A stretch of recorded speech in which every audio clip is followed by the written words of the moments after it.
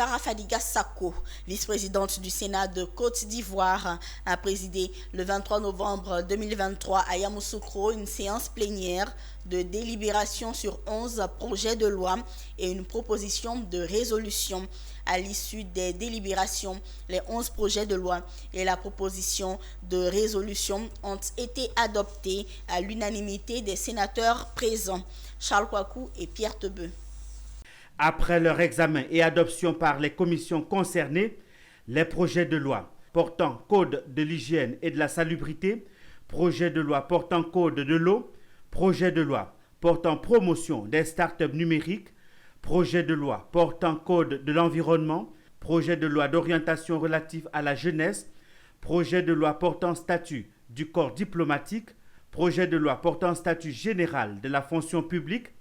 projet de loi autorisant le président de la République à faire adhérer la Côte d'Ivoire à la Convention internationale pour la protection de toutes les personnes contre les disparitions forcées, adoptée le 20 décembre 2006 à New York aux États-Unis, projet de loi autorisant le président de la République à ratifier l'accord portant création de la Facilité africaine de soutien juridique,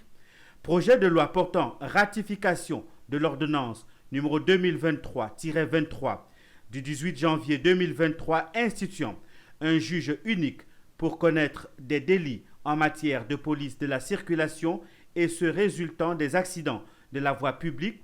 projet de loi modifiant la loi numéro 2018-975 du 27 décembre 2018 portant code de procédure pénale, proposition de résolution portant modification du règlement du Sénat ont été soumis au vote de l'Assemblée des sénateurs. À l'issue des délibérations, les 11 projets de loi et propositions de résolution ont été adoptés à l'unanimité des sénateurs présents. Nous avons adopté 11 projets de loi et une proposition de résolution. Tout ça, ça fait beaucoup et c'est beaucoup de choses pour la population de la Côte d'Ivoire. Surtout les deux premiers textes, le projet de loi sur le statut général de la fonction publique et le projet de loi portant statut du corps diplomatique aussi était attendu depuis plusieurs années par nos chers diplomates qui nous représentent à l'étranger. Il convient de préciser que la proposition de résolution portant règlement du Sénat a fait l'objet d'amendements.